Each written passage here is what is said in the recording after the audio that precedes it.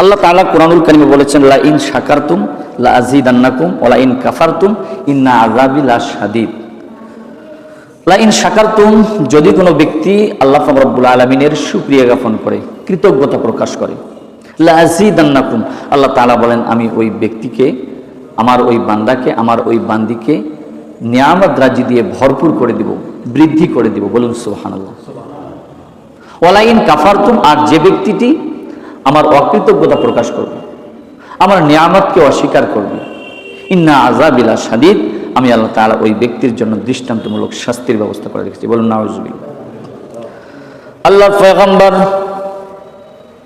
হযরত মুসা আলাইহিস সালাতু ওয়াস সালাম,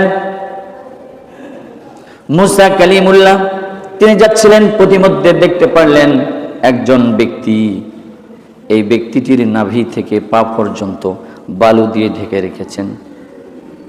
এই ব্যক্তিটি হযরত মুসা আলাইহিস সালাতু ওয়াস সালামকে ডাক দিয়ে বললেন, ও আল্লাহর পয়গম্বর মুসা, আমি এত হতদরিদ্র, আমার পরনের বস্ত্রটুকু নাই, আমার লজ্জাস্থানকে বালু দিয়ে আবরণ করে রেখেছি, ঢেকে রেখেছি।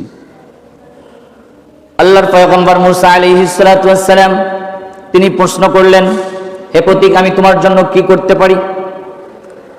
ওই ব্যক্তি বললেন, ও আল্লাহর পয়গম্বর মুসা, তুমি তো আল্লাহর সাথে দিদার করো, আল্লাহর সাথে কথা বলো, তুমি আল্লাহকে বলো তো কেন আমার এই অবস্থা। আল্লাহর পয়গম্বর মুসা আলাইহিস সালাতু ওয়াস সালাম তিনি আর একটু অগ্রসর হলেন, তিনি দেখতে পারলেন তেনার মাঝে একজন ব্যক্তি চলে আসলেন। আসার পর বললেন, আল্লাহর পয়গম্বর মুসা, তুমি আল্লাহ পাক রব্বুল আলামিনকে আমার কথা বলবা, আমার এত সম্পদ, অডেল সম্পদ, আমি এত দান সদকা করি, তারপরে আমার সম্পদ কমে না, শুধু সম্পদ বৃদ্ধি হয়। আল্লাহর পয়গম্বর মুসা আলাইহিস সালাতু ওয়াস সালাম চিন্তায় পড়ে গেলেন। আল্লাহ পাক রব্বুল আলামিনকে স্মরণ করে বললেন, হায় আল্লাহ, একজনের বস্ত্র নাই তার লজ্জাস্থান ঢেকে রাখার মতো, আর একজনের অডেল সম্পদ, এই সম্পদ সে দান করার পরেও বেশি বৃদ্ধি হয়। আল্লাহর পয়গম্বর মুসা আলাইহিস সালাতু ওয়াস সালাম তিনি অগ্রসর হলেন।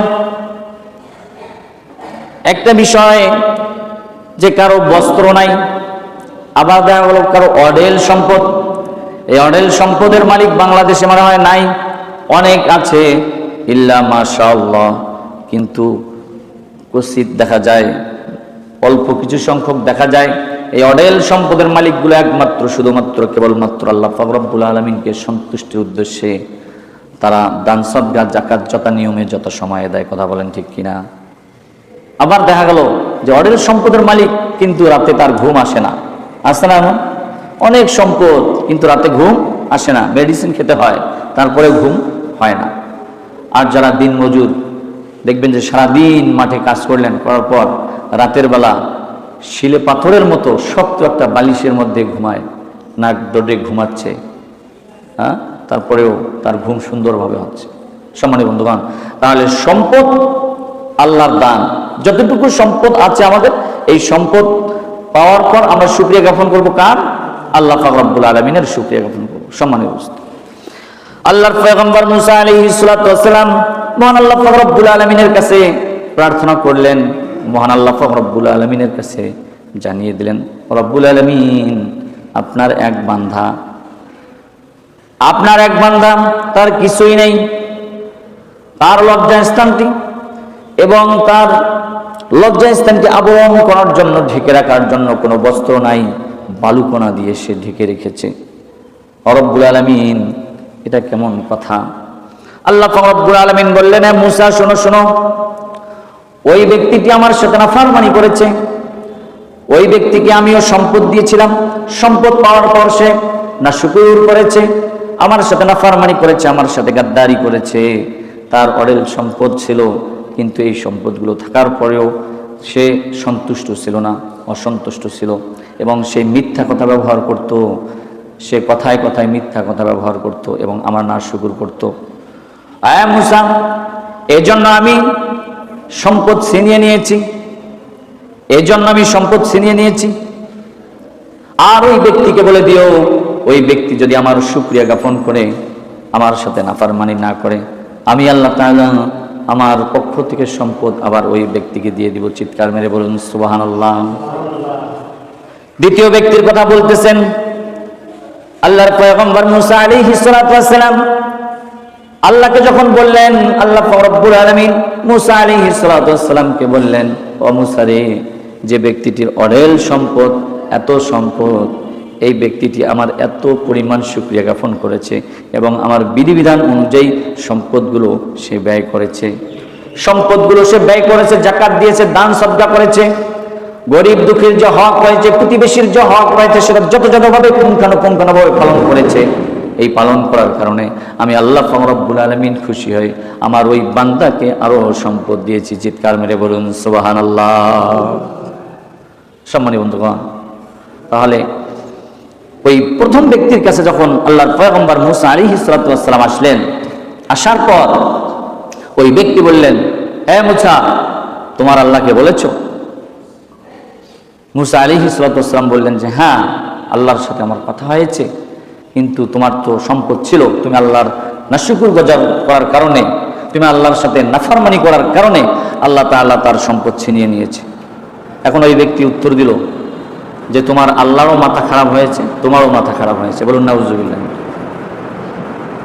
মানে ওই ব্যক্তিটা এমন একজন ব্যক্তি ছিলেন যে ঈমান বলতে বিশ্বাস তার মাঝে ছিল না, এমন একজন ব্যক্তি ছিলেন।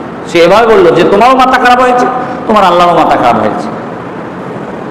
এই কথা বলার পর আল্লাহর পয়গম্বর মুসা আলাইহিস সালাতু ওয়াস সালাম বললেন যে এর কাছে থাকা যাবে না, এটা একটা জাহেল, মানে মূর্খ, না জানি আল্লাহর গজব কখন যেন চলে আসে। এই আল্লাহর পয়গম্বর মুসা আলাইহিস সালাতু ওয়াস সালাম একটু সামনের দিকে অগ্রসর হওয়ার সাথে সাথে একটা ঘূর্ণিঝড় চলে আসলো। ঘূর্ণিঝড় আসার পর তার যে লজ্জা স্থানটি এই বালুকণা দিয়ে আবরণ করে রেখেছে, ঢেকে রেখেছে, বালুকণাগুলো সরিয়ে গেল, উড়িয়ে নিয়ে গেল এবং ওই ব্যক্তিটি বিবস্ত্র হয়ে গেল, উলঙ্গ হয়ে গেল। তার হাত দিয়ে তার লজ্জা স্থানটি ঢেকে রাখলো। আল্লাহর পয়গম্বর মুসা আলাইহিস সালাতু ওয়াস সালাম একবার তাকালেন, তাকানোর পর তেনার হাত দিয়ে তেনার চক্ষুগুলো চেপে ধরলেন, আল্লাহু আকবার ধ্বনি দিয়ে তিনি সেখান থেকে যাচ্ছেন।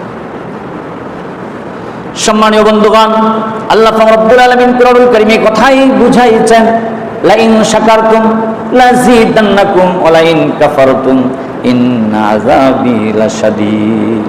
লা ইন শাকারতুম, যে ব্যক্তি আমার শুকরিয়া জ্ঞাপন করে, আমার কৃতজ্ঞতা প্রকাশ করে, লাযিদান্নাকুম, আমি আল্লাহ তাআলা ওই ব্যক্তিদের নিয়ামত রাজি দিয়ে ভরপুর করে দেব। চিৎকার মেরে বলেন সুবহানাল্লাহ। ওয়া লা ইন কাফারতুম, আর যে ব্যক্তিটা আমার অকৃতজ্ঞতা প্রকাশ করে, যে ব্যক্তিটা আমার সাথে নাফরমানি করে, আমার সাথে গাদ্দারি করে, ইন্না আযাবি লাশাদীদ, আমি আল্লাহ তাআলা ওই ব্যক্তির জন্য দৃষ্টান্তমূলক শাস্তির ব্যবস্থা করে রেখেছি। চিৎকার মেরে বলুন নাউজুবিল্লাহ। সর্ব অবস্থায় আমরা কার শুকরিয়া জ্ঞাপন করব? আল্লাহ তাআলার শুকরিয়া জ্ঞাপন করব। সর্ব অবস্থায় আমি ভালো আছি বা একটু বিপদগ্রস্ত আছি, তারপরে শুকরিয়া জ্ঞাপন করবো কার?